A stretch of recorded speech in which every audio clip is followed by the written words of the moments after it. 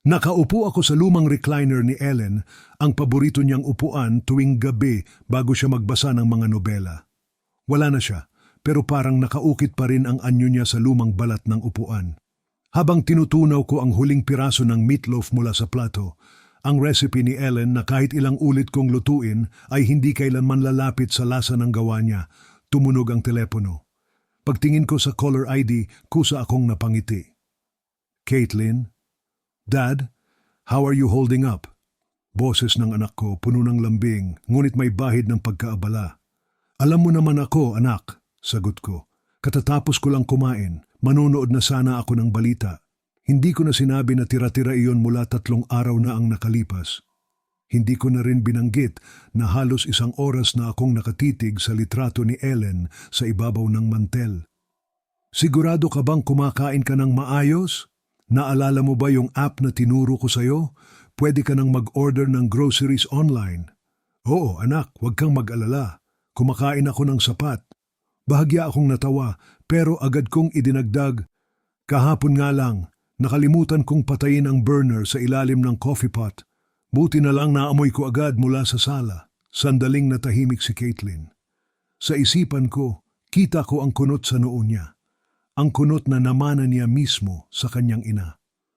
Dad, baka dapat pag-usapan na natin na may dumadalaw sa iyo ng mas madalas. Jeremy thinks I'm fine, Caitlin. Kumusta na ang business trip ninyo? Nasa Phoenix kayo, di ba? Yeah. Huling araw na bukas. Nakakapagod. Puro conference, puro marketing trends. Buti si Jeremy ang humahawak ng client meetings. Pilit siyang tumawa pero ramdam kong peke iyon. Maya-maya ay nagpaalam na siya, Dad, we have dinner plans with investors. I love you. I love you too, sweetheart. Narinig ko ang pag-click ng linya at mga kaluskos. Marahil ibinulsa niya ang telepono. Iaabot ko na sana ang kamay ko para ibaba ang tawag nang may narinig akong mga boses. Malinaw, kahit mahina.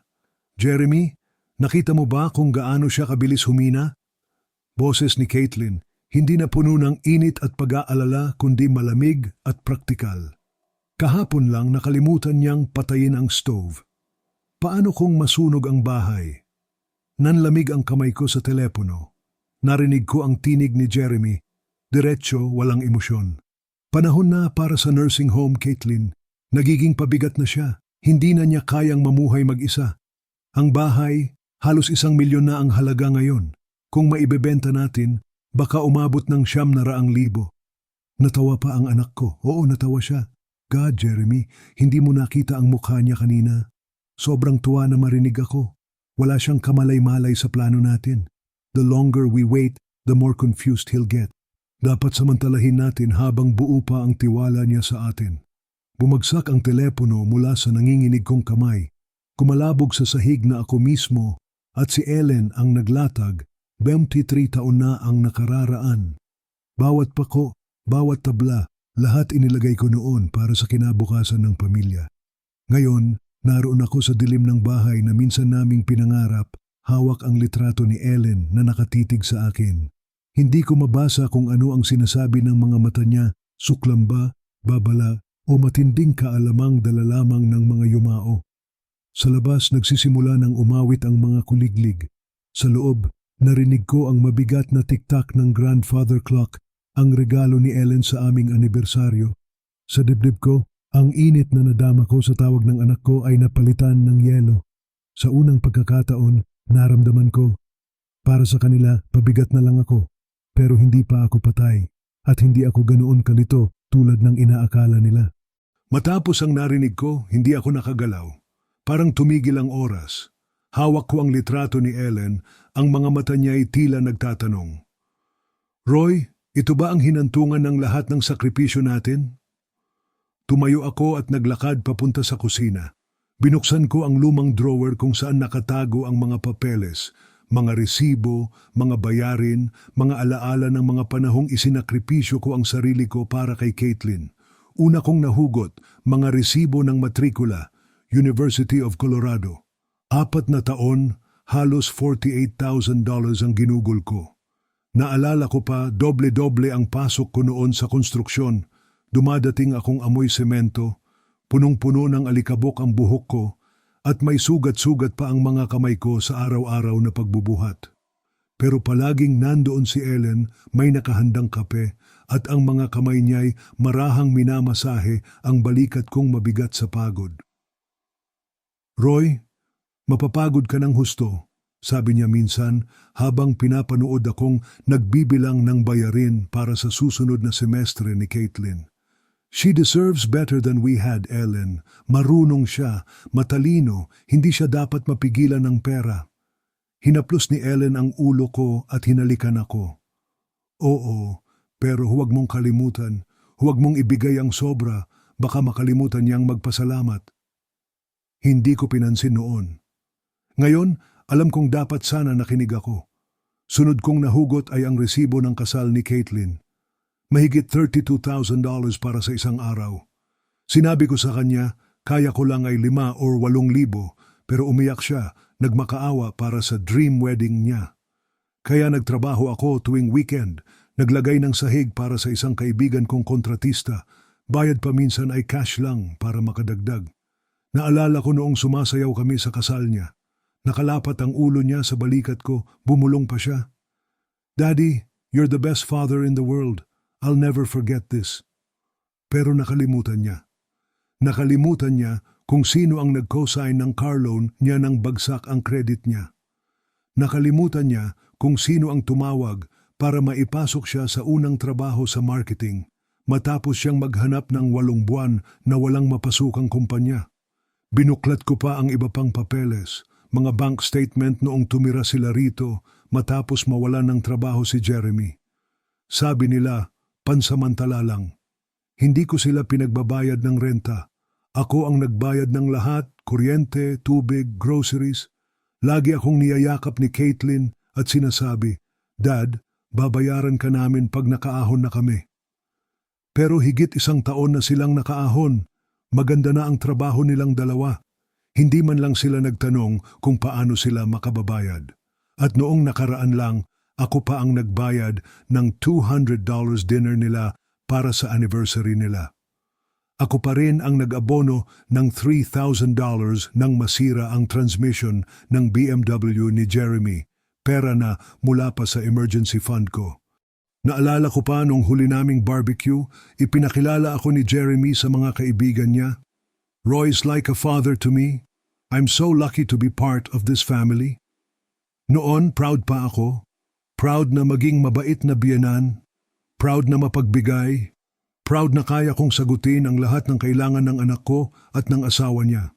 Pero ngayong gabi, habang nakaupo sa dilim at hawak ang lahat ng ebidensya ng aking sakripisyo, naisip ko, hindi ba't ang pagmamahal na walang hangganan ay dapat sinusuklian ng respeto? Bakit ang nakuha ko'y pagkakanulo? Tumindig ako, dahan-dahan, at umakyat sa kwarto namin ni Ellen. Nandoon pa rin ang lahat ng gamit niya.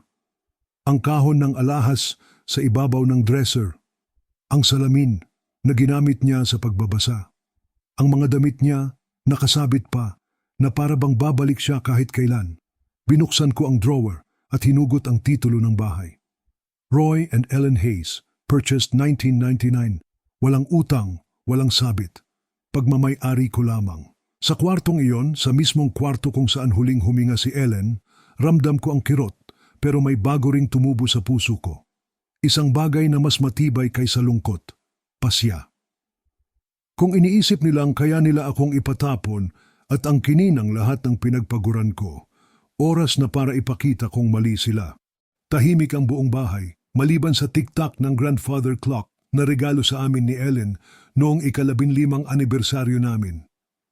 Ang bawat segundo'y parang mabigat na martilyo na humahampas sa puso ko. Nakatitig ako sa litrato ni Ellen sa tabi ng kama. Ang kanyang mga mata'y tila puno ng mga salitang hindi ko marinig, ngunit malinaw kong nararamdaman. "Roy, huwag mong hayaang tapakan kanila. Hindi ito ang buhay na pinangarap natin." Doon ko naalala ang huling mga salita niya bago siya binawian ng buhay. Hawak ko ang kanyang kamay, mahina ang kanyang boses habang bumubulong, "Promise me, Roy, huwag mong hayaan na samantalahin ka. Masyado kang mabait, masyado kang mapagbigay. Please, Alagaan mo ang sarili mo. Nangako ako noon, pero hindi ko tinupad. Hanggang ngayon. Mula sa drawer ng mesa sa opisina ko, hinugot ko ang isang matagal nang nakatabi. Isang business card. Todd Fisher, real estate attorney. Siya ang abogado na ipinakilala ni Ellen matapos ang kanyang diagnosis. Para lang siguradong maayos ang lahat, just in case, sabi niya noon. At ngayon, pakiramdam ko, oras na para tuparin ang bilin ng asawa ko. Kinabukasan, dinala ko ang card na iyon sa bulsa ng aking lumang suit. Dumiretso ako sa opisina ni Todd Fisher, isang maliit na law firm na hindi pang malakihan, pero alam mong tapat sa mga simpleng tao. Pagharap niya sa akin, ngumiti siya, mahinahon, at agad akong inalok ng kape. Mr. Hayes, good to see you again. I remember you and Ellen. I'm sorry for your loss. Tinanggap ko ang tasa ng kape. Malinaw ang boses ko nang magsalita ako, kahit nanginginig ang loob ko. Mr. Fisher, kailangan kong makausap ka tungkol sa anak ko at sa kanyang asawa. Narinig ko ang plano nilang ibenta ang bahay ko at ipadala ako sa nursing home. Tahimik siyang nakinig, nagsusulat, habang ikinukwento ko ang bawat detalye. Hindi nagbago ang ekspresyon niya, pero nakita kong umiling siya ng kaunti sa bahagi kung saan pinaplano na nina Caitlin at Jeremy kung paano gagamitin ang halaga ng bahay. Mr. Hayes, wika niya sa wakas, mas karaniwan ito kaysa iniisip mo. Pero malinaw, wala silang karapatan sa bahay, pagmamay-ari mo ito. Hindi ka nila mapipilit. Kung gusto mong ibenta ito, ikaw lamang ang pwedeng magdesisyon. Para akong nabunutan ng tinik. Ngunit kasabay ng ginhawa ay isang mas matinding damdamin, galit na ngayon ay may kasamang malinaw na direksyon. Ngumiti si Todd ng marahan. Kung gugustuhin mo, kaya nating ilagay ito sa merkado agad. Sa kasalukuyang lagay ng housing market, mabilis ang bentahan. Lalo na sa kalidad ng bahay mo. Napatigil ako. Ibenta ang bahay? Ang bahay na ako at si Ellen ang nagtayo mula sa wala, pero pumasok muli sa isip ko ang tinig ng anak ko kagabi. He's a burden. It's time for a nursing home. At naramdaman kong kumuyom ang kamao ko. Hindi ito pagbebenta ng alaala. Ito'y pagpapakita na hindi ako laruan. Tumango ako. Let's do it. At doon nagsimula ang plano.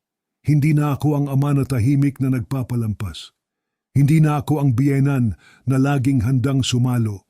Ako na ngayon ang magiging bagyo na gugulantang sa kanila. Bumalik ako sa kusina sa lamesang maraming taon naming pinagdausan ng mahahabang gabi ni Ellen. Nagbabayad ng bills, nagbabalak ng kinabukasan, nagbibilang ng kung anong meron kami at kung gaano pa kami kakapusin. Binuksan ko ang makapal na folder ng mga resibo at papeles na itinatabi ko mula pa noon. Para bang bawat piraso ng papel ay may kasamang dugot pawis na bumara sa aking ugat. Unang bumungad, resibo ng matrikula ni Caitlin. 4 na taon sa universidad. $48,000 lahat-lahat. Hindi pera ang nawala kundi mga oras, pawis at kalusugan. Naalala ko ang mga gabing umuuwi ako bitbit ang amoy ng semento, ang palad kong magaspang, ang likod kong halos mabali sa bigat ng trabaho. Pero pinilit ko. Lagi kong sinasabi kay Ellen, hindi pwedeng hindi siya makapagtapos. She deserves better. Hawak ko ang isa pang makapal na resibo. Ang kasal ni Caitlin. $32,000 para sa isang araw na puro luho. Sinabi ko sa anak ko, kaya lang namin ay 5,000, 8 kong pipilitin. Pero humagulgol siya, sinabi niyang iyon ang dream wedding niya. Kaya nagtrabaho ako ng weekends, nag-install ng sahig, nagpuyat, nagtrabaho sa ilalim ng mesa para lang makadagdag. At noong gabi ng kasal, nakayakap siya sa akin, nakasandal ang ulo sa balikat ko habang kami nagsasayaw. Daddy, you're the best father in the world. I'll never forget this. Pero nakalimutan niya kung paano ko siya tinulungan sa unang kotse niya. Nakalimutan niya kung paano ko siya ipinaglaban para magkaroon ng trabaho noong halos 1 taon siyang walang hanap buhay. Isa pang papel ang bumungad, mga bank statements, noong lumipat sila rito matapos mawalan ng trabaho si Jeremy. Pansamantala lang daw, sabi nila. Pero ako ang nagbayad ng kuryente, tubig, groceries para sa 3 tao. Ako ang nagbuhat ng dagdag na gastos. Si Jeremy, tuwing gabi, tapik ako sa balikat, Roy, you're the most generous man in Colorado. At si Caitlin, yakap ako, Dad, babayaran ka namin pag nakaahon kami. Nakaahon na sila. Pero kailanman, hindi nila binanggit ang utang. Hindi man lang sila nagsabi ng pasasalamat na totoo. Muling bumukas ang isip ko sa nakaraan, $3,000 para sa transmission ng BMW ni Jeremy. Ako ang nag-abono gamit ang natitirang ipon sa emergency fund ko. $200 para sa anniversary dinner nila sa steakhouse. Ako rin ang nagbayad. Naalala ko pa nung huli naming salo-salo. Ipinagmamalaki ako ni Jeremy sa mga kaibigan niya. Roy's like a father to me. I'm so lucky to have married into this family. Noon, napangiti ako. Akala ko totoo. Pero ngayon, habang nakatitig ako sa lahat ng papel na ito, isa lang ang malinaw. Para sa kanila, lahat ng sakripisyo ko ay naging parang libreng gamit. At ang puso kong ginugol ko para sa kanila, tinapakan nila na parang wala lang, dahan-dahan kong isinara ang folder. Tumayo ako, mabigat ang dibdib, at napatingin sa lumang litrato ni Ellen sa dingding. Ellen, tama ka. Dapat hindi ko ibinigay ng sobra. Nakalimutan na niya kung paano magpasalamat. At doon, sa simpleng kusina na yon, nagsimulang mabuo ang bagong Roy, hindi na ang ama na laging nagbubuhat para sa anak, kundi isang taong handang bawiin ang lahat ng ibinigay. Hawak ko pa rin ang folder ng mga resibo, ngunit ngayong nakasara na, pakiramdam ko'y parang kabaong iyon ng lahat ng taon ng sakripisyo na inilibing ng sarili kong anak. Lumakad ako papunta sa kwarto namin ni Ellen. Binuksan ko ang drawer kung saan nakatabi ang mga mahahalagang dokumento. Hinugot ko ang titulo ng bahay. Ang bahay na itinayo naming mag-asawa gamit ang dugo at pawis. Roy and Ellen Hayes, 1999. Pagmamay-ari namin. At ngayong wala na si Ellen, sa akin lang ito nakapangalan. Tinitigan ko ang paligid ng kwarto. Nandoon pa rin ang kanyang baso ng tubig sa tabi ng kama. Ang librong hindi niya natapos, bukas pa rin sa pahina 247. Ang amoy ng kanyang pabango nakadikit pa sa mga damit na nakasabit sa closet. Naalala ko ang huling gabi niya, hinawakan ko ang kanyang malamig na kamay habang bulong niya'y halos wala ng lakas. Promise me you won't let them take advantage of you. You're too good, Roy. Promise me. Doon ko naramdaman ang matinding kirot, ngunit sa ilalim ng sakit may bagong tumubo, isang bakal na paninindigan. Hindi ako pabigat, hindi ako mahina, at lalong hindi nila ako laruan. Naglakad ako patungo sa opisina ko sa bahay. Hinugot ko mula sa drawer ang business card na matagal nang nakatabi. Todd Fisher, real estate attorney. Ang abogado na pinakilala ni Ellen noong nagkasakit siya. Noon, iniisip naming para lamang masigurado ang lahat. Pero ngayong gabi, hindi na ito tungkol sa seguridad. Tungkol ito sa hustisya. Itinupi ko ang business card at isinilid sa bulsa. Bukas, sisimulan ko ang laban. Habang nakaupo ako sa lumang silya, humigpit ang hawak ko sa litrato ni Ellen. Tila naririnig ko ang boses niya, Roy, huwag kang papayag. Ipakita mo sa kanila na hindi ka basta-basta matitinag. At sa unang pagkakataon matapos ang mahabang panahon, nakaramdam ako ng kakaibang init sa dibdib. Hindi na lungkot, kundi tapang. Kinabukasan, babangon ako hindi bilang isang ama na tahimik na nagpapatawad, kundi bilang isang lalaking handang bawiin ang lahat ng katarungan na ninakaw sa kanya. Ang desisyon ay buo na at walang makakapigil sa akin. Kinabukasan, nagsuot ako ng aking pinakamagandang suit. Ang kulay abong charcoal na pinili mismo ni Ellen para sa kanyang sariling libing. Ironiya man, iyon lang ang pinakakarapat dapat na suot sa laban na haharapin ko. Maaga akong dumating sa maliit na gusaling gawa sa pulang ladrilyo sa Kfax Avenue. Walang ingranding pasilyo o mamahaling chandelier. Ang lugar na iyon ay para sa mga ordinaryong taong tulad ko, hindi para sa mga korporasyong mayayabang. Pagpasok ko, sinalubong ako ng receptionist. Pinirmahan ko ang logbook at ilang minuto lang, lumabas si Todd Fisher. Halos 55 na siya, bahagyang pumuti ang gilid ng buhok at may malapasyenteng anyo ng taong nakarinig na ng lahat ng kwento ng pamilya 2 beses. Mr. Hayes, bati niya, sabay abot ng kamay. Magandang makita kang muli. Naalala ko pa kayo ni Ellen. Pasensya na sa pagkawala niya. Tumango ako at tinanggap ang kape na inialok niya. Ang aroma nito'y naghalo sa amoy ng lumang aklat at papel. Salamat, Todd. Pero ngayong araw, may maselan akong dapat sabihin. Umupo siya sa likod ng desk. May hawak na ballpen, handang magsulat. Nakikinig ako. At doon, ibinuhos ko ang lahat, ang tawag sa telepono, ang mga salitang burden at nursing home, ang plano nilang ibenta ang bahay na itinayo ko kasama si Ellen. Walang nagbago sa mukha niya, ngunit napansin kong bahagya siyang umiling nang marinig ang tungkol sa Boulder Dream House na gusto ni na Caitlin at Jeremy. Mr. Hayes, wika niya matapos ang mahabang katahimikan, mas karaniwan ito kaysa iniisip mo. Maraming anak ang akala nila'y sila na ang mas nakakaalam kung ano ang dapat sa kanilang magulang, lalo na kapag may malaking ari-arian. Humigpit ang hawak ko sa tasa ng kape. Ibig bang sabihin, kaya nilang gawin ito? Umiling siya. Hindi, sir. Wala silang karapatan. Ang bahay ay nasa pangalan mo. Hindi nila ito maibebenta, hindi ka nila mapipilit pumasok sa isang pasilidad at higit sa lahat, wala silang kontrol sa iyong mga desisyon hanggat hindi mo ibinibigay ang pahintulot. Parang biglang gumaan ang dibdib ko. Ngunit kasunod ng ginhawa, may dumating na apoy. Kung wala silang kapangyarihan, ibig sabihin, nasa akin lahat ng baraha.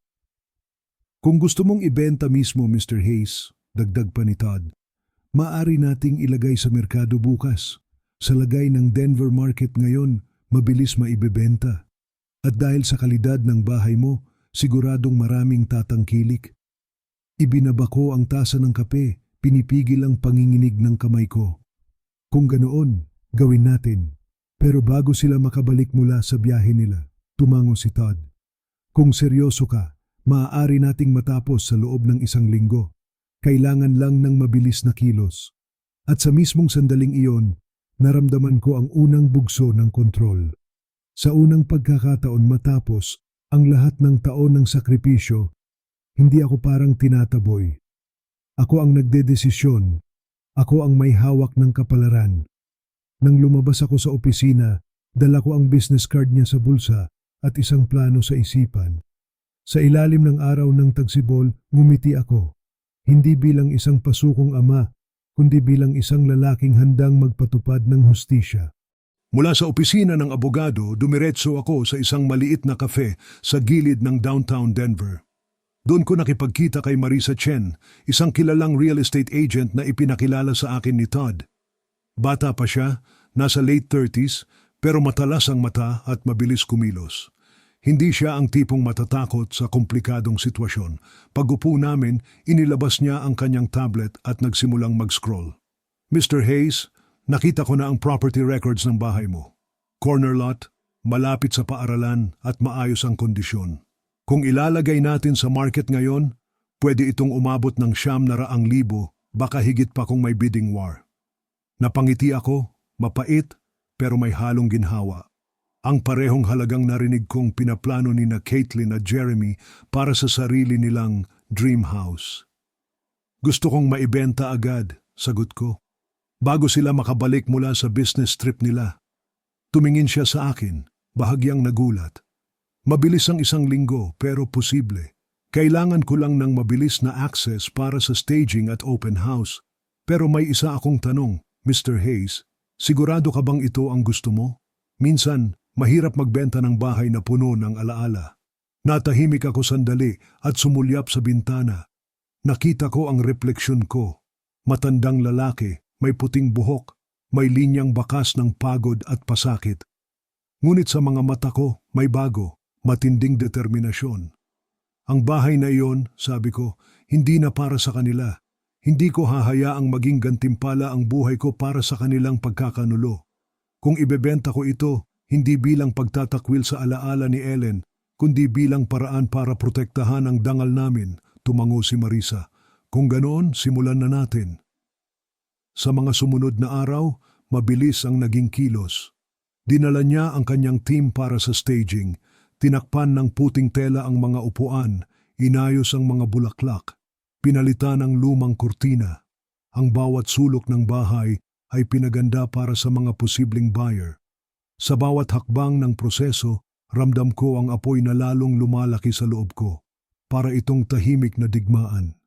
Habang abala sina Caitlin at Jeremy sa kanilang mga investor meetings at cocktail dinners, hindi nila alam na unti-unti ko nang binubunot ang pundasyon ng kanilang kasakiman. Noong gabi bago ang open house, nakaupo ako sa lumang upuan ni Ellen. Kinuha ko ang litrato niya at dahan-dahang kinausap. Ellen, hindi ko alam kung anong iisipin mo rito. Pero kung naririnig mo ako, sana maintindihan mo. Hindi ko hinayaang tapakan nila ang mga pangarap mo. Hindi ko ibinigay sa kanila ang bahay na pinaghirapan natin. Ito ang paraan ko para tuparin ang huling bilin mo. At sa unang pagkakataon matapos ang mahabang panahon, naramdaman ko na para bang nakangiti siya mula sa litrato. Hindi bilang isang multo ng nakaraan, kundi bilang kasangga ko sa laban na ito. Ang plano ay buo na, at bukas magsisimula ang laban. Dumating ang Sabado ng umaga na tila ordinaryo para sa karamihan ng tao. Pero para sa akin, iyon ang araw na magbabago ang lahat. Maaga pa lang ay naroon na ang team ni Marisa. May photographer na kumukuha ng bawat anggulo ng bahay. Pinakintab nila ang kahoy na sahig na ako mismo ang nagpasadya 30 taon na ang nakararaan. Ang lumang hardin na alaga ni Ellen, nilagyan ng sariwang bulaklak at halaman. Kahit ang lumang mailbox na halos kalawangin, pininturahan ng bagong kulay. Habang pinagmamasdan ko ang lahat, parang dalawang emosyon ang naglalaban sa dibdib ko. Isang bahagi ko, nagdadalamhati, para bang tinatanggalan ng balat ang sarili kong buhay. Ngunit ang isa, nagagalak, dahil bawat hakbang na ito ay isang sugat na bumabalik bilang lakas. Mr. Hayes, tawag ni Marisa habang nilalagay niya ang sign na for sale sa harapan. Handa na tayo? Bukas, magbubukas ang pinto para sa mga buyer. Tumango ako. Good. Let's finish this before they get back. Kinabukasan, nagsimula ang open house. Ang driveway ay puno ng kotse, mga pamilya, mag-asawa, mga batang tumatakbo sa damuhan. Para silang mga langgam na dumarating sa pulot. Narinig ko ang mga bulungan habang umiikot sila, ang ganda ng natural light. Malapit lang sa paaralan. Perfect para sa pamilya natin. May isa pang lalaking nakasuot ng navy suit ang lumapit kay Marisa. Halata sa tono ng boses niya, desperado siyang makuha ang bahay. We'll put in an offer today, above asking price. Halos gusto kong matawa. Kung alam lang ni na Caitlin at Jeremy, habang nagiinuman sila sa rooftop bar ng Phoenix, ang bahay na akala nilang kanila ay nagiging kayamanan ng ibang tao. Sa loob lamang ng 3 araw, nakatanggap kami ng 6 na offers. 2 dito'y lampas sa asking price. Sa huli, tinanggap namin ang pinakamataas, halos $1,000,000. Noong araw ng pirmahan, umupo ako sa conference table ng opisina ni Todd. Ang papel na nasa harap ko ay parang dokumentong pumupunit sa lumang kabanata ng buhay ko. Hinawakan ko ang bolpen, huminga ng malalim, at sa isang iglap nilagdaan ko. Tapos na, wala na ang bahay. At kasabay ng pagkawala nito, nawala rin ang lahat ng kapangyarihan ni na Caitlin at Jeremy. Paglabas ko ng opisina, tumigil ako saglit sa sidewalk. Ang hangin ng Denver ay malamig, ngunit ang dibdib ko'y mainit. Hindi dahil sa galit, kundi dahil sa kakaibang ginhawa. Bumili ako ng maliit na apartment sa isang tahimik na lugar malapit sa ilog. Simple lang. Isang kwarto, maliit na sala, at bintanang tanaw ang bundok. Doon ko dinala ang mga natirang gamit ni Ellen, ang kanyang litrato, ang kahon ng mga alahas, at ang lumang baso niya sa pagbabasa. At nang isara ko ang pinto ng bagong tahanan, ramdam kong ito ang unang pagkakataon sa mahabang panahon na ako'y tunay na malaya. Ang unang gabi sa aking bagong apartment ay kakaiba. Tahimik, masyadong tahimik. Walang kaluskos ng lumang kahoy na sahig, walang tiktak ng grandfather clock na dati palagi kong kasama sa dilim. Nakahiga ako sa maliit na kama, hawak ang litrato ni Ellen na nakalagay sa simpleng frame. Ellen, bulong ko, nandito pa rin ako. Hindi na ako pabigat, ginawa ko na ang dapat. Sa unang pagkakataon matapos ang ilang taon, nakatulog ako ng mahimbing, walang kaba, walang hinanakit, at higit sa lahat walang takot na bukas may tatanggalin sa akin. Kinabukasan, maaga akong gumising. Dumiretso ako sa bangko at binuksan ang bagong account. Lahat ng perang galing sa bahay, inilipat ko roon. Walang ibang makakaalam, walang ibang makaka-access. Hindi ko nahahayaang hawakan pa ni na Caitlin at Jeremy ang kahit isang sentimo mula sa buhay na pinaghirapan ko. Lumipas ang mga araw na puno ng maliliit ngunit mahahalagang pagbabago. Bumili ako ng bagong coffee pot, mas maliit kaysa dati pero sapat para sa isang tao.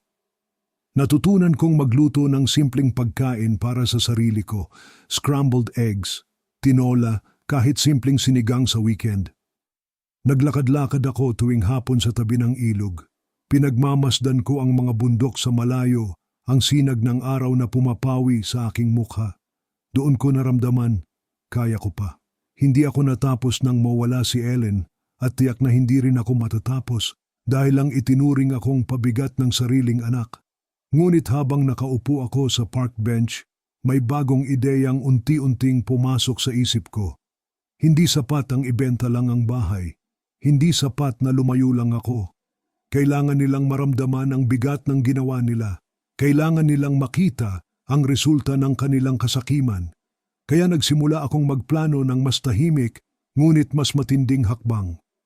Umorder ako ng isang maliit na surveillance camera online, hindi para bantayan sila, kundi para siguraduhin na kapag dumating sila sa dating bahay, makikita ko mismo ang reaksyon nila. At sinimulan ko ring isulat ang isang liham, isang mahabang, detalyadong sulat para kina Caitlin at Jeremy. Hindi ito basta sermon ng isang ama. Ito'y magiging salamin ng lahat ng kanilang pagkakanulo at kasakiman. At kapag natanggap nila, magiging huli na ang lahat. Habang nagsusulat ako, napangiti ako ng marahan. Hindi ito ngiti ng isang taong nagwawalang bahala. Ito'y ngiti ng isang taong bumangon mula sa pagkakatulak at ngayoy nakahanda nang ibalik ang lahat ng sakit sa mga umapi sa kanya. Ang bagong simula ay hindi lamang tungkol sa paglayo. Ito'y tungkol sa muling pagkakamit ng kapangyarihan. At sa lalong madaling panahon, mararamdaman nila kung ano ang ibig sabihin ng tunay na hustisya. Sa bagong apartment, tahimik akong naupo sa maliit na mesa. Sa harap ko'y nakalatag ang isang malinis na papel at ang lumang fountain pen na minsan kong ginamit noong isinulat ko ang wedding speech ni Caitlin. Noon, puno iyon ng pagmamahal at pangarap para sa kanya. Ngayon gagamitin ko ito para sa kabaligtaran, para isulat ang katotohanan ng kanyang pagkakanulo. Dahan-dahan kong sinimulan ang sulat. Caitlin, anak, alam kong wala kang ideya na narinig ko ang lahat. Narinig ko ang boses mo noong sinabi mong pabigat na ako. Narinig ko ang plano ninyo ni Jeremy na ipadala ako sa nursing home para makuha ang bahay. Anak, hindi ako tanga, hindi rin ako mahina, at higit sa lahat, hindi ako ganoong kadaling burahin. Habang sumusulat ako, pinuno ko ang mga pahina ng bawat sakripisyo, ang resibo ng matrikula, ang gastos sa kasal, ang car loan, ang mga panahong inako ko ang lahat ng problema nila. Isinulat ko rin ang bawat salitang binitiwan nila na nagmarka sa puso ko. He's a burden. Pero ngayon, dagdag ko, wala na kayong kapangyarihan. Ang bahay na inaasam ninyong gawing simula ng inyong marangyang buhay, matagal nang wala. Ibinenta ko ito at ang perang iyon inilagay ko sa ligtas na lugar, malayo sa inyong mga kamay.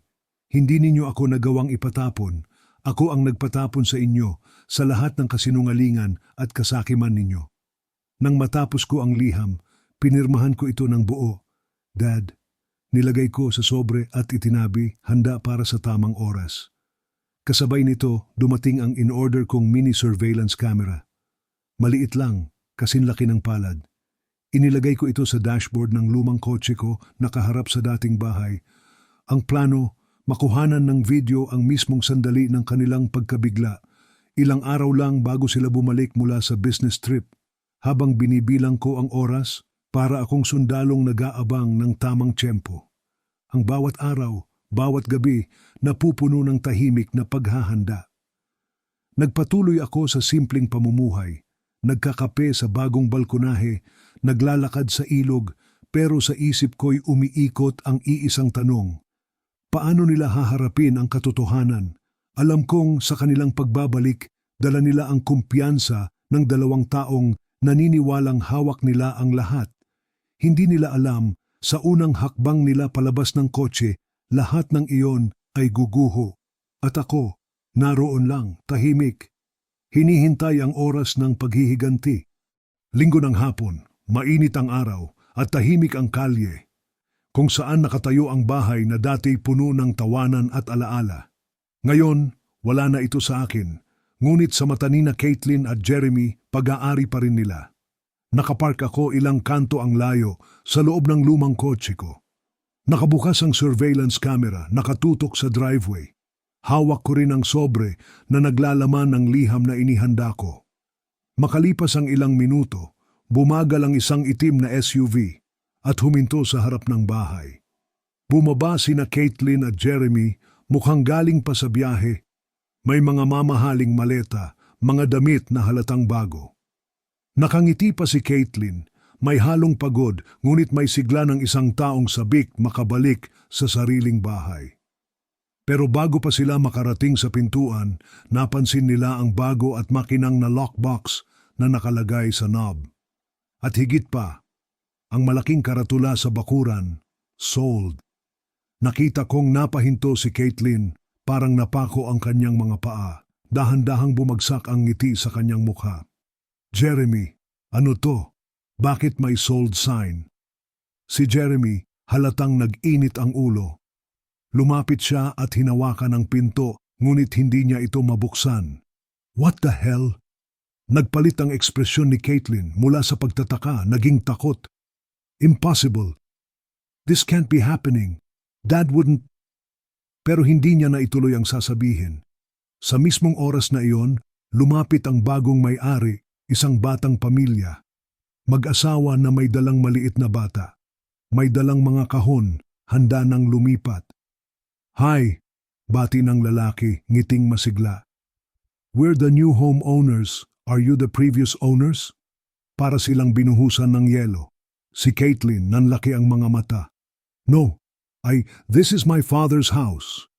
Ngumiti ang babae, walang kamalay-malay sa tensyon. Oh, well, congratulations to him. You should be proud. He sold at a great price. We're so lucky to have gotten it.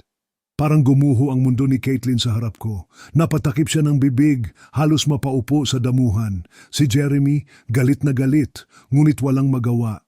Sa loob ng kotse, dahan-dahan kong inilabas ang sobre. Isang kaibigan kong mailman ang maghahatid nito kinabukasan. Ang liham na iyon ang magbibigay ng huling dagok.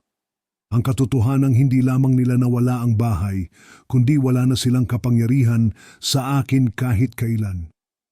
Habang pinapanood ko sila sa kamera, ramdam kong bumabalik ang lakas sa bawat hibla ng katawan ko. Sa loob ng maraming taon, ako ang nagbigay, ako ang nagsakripisyo. Pero ngayong araw, ako ang nanalo. At sa mismong sandali ng kanilang pagkabigla, alam kong magsisimula na ang kanilang pagtikim ng tunay na kahulugan ng pagkakanulo, hindi mula sa akin, kundi mula sa sarili nilang kasakiman. Kinabukasan, tahimik akong naupo sa aking maliit na balkonahe. Umaga, malamig ang simoy ng hangin at hawak ko ang tasa ng kape na ako mismo ang nagluto.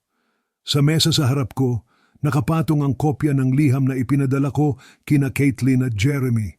Alam kong natanggap na nila yon. Alam kong sa oras na binuksan nila ang sobre, bumungad ang bawat salitang isinulat ko. Narinig ko ang lahat. Alam ko ang plano ninyo, pero mali kayo. Hindi ako pabigat. Hindi ako alipin ng inyong kasakiman. Ang bahay na iyon, na akala ninyong magiging tiket ninyo sa bagong buhay, ay hindi kailanman naging sa inyo. Ibinenta ko ito at ang pera'y ligtas na, malayo sa inyong mga kamay.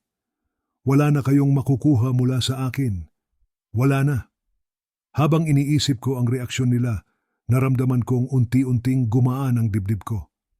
Para akong nakawala mula sa isang kadena na ilang taon nang nakapulupot sa akin. Tumunog ang cellphone ko, isang tawag mula kay Caitlin. Tumutunog ito ng paulit-ulit, ngunit hindi ko sinagot. Hinayaan kong manatili sa mesa, nanginginig habang umaandar ang ringtone. Dati ang bawat tawag mula sa kanya'y nagbibigay sa akin ng tuwa. Ngayon, iyon ay paalala na kaya ko nang pumili at pinili kong huwag nang muling maging biktima. Sa halip, tumayo ako at naglakad papunta sa ilog malapit sa apartment. Doon, pinanood ko ang agos ng tubig. Mabilis, malaya, walang pumipigil. Para akong sinasabihan ng kalikasan mismo, ganito rin ang buhay mo ngayon, Roy, malaya ka na. Sa bawat hakbang na palayo sa lumang alaala, ramdam ko ang presensya ni Ellen. Hindi bilang multo, kundi bilang init sa hangin, bilang liwanag sa araw. Parang sinasabi niya, I'm proud of you, Roy. Natutunan mo rin sa wakas na alagaan ang sarili mo. Huminto ako sa gilid ng ilog, huminga ng malalim at ngumiti. Wala na akong bahay na tinatawag na atin. Wala na akong anak na tapat na kakampi, pero mayroon akong bagay na mas mahalaga, dignidad, kapayapaan at kalayaan. At sa puso ko, alam kong sa huli, ako ang tunay na nagwagi. Kung nagustuhan mo ang kwentong ito, pindutin ang like sa video, mag-subscribe sa channel, at ibahagi ang iyong mga saloobin tungkol sa kwentong ito sa mga komento. Para mapakinggan ang susunod na kwento, i-click ang kahon sa kaliwa. Maraming salamat sa panunood.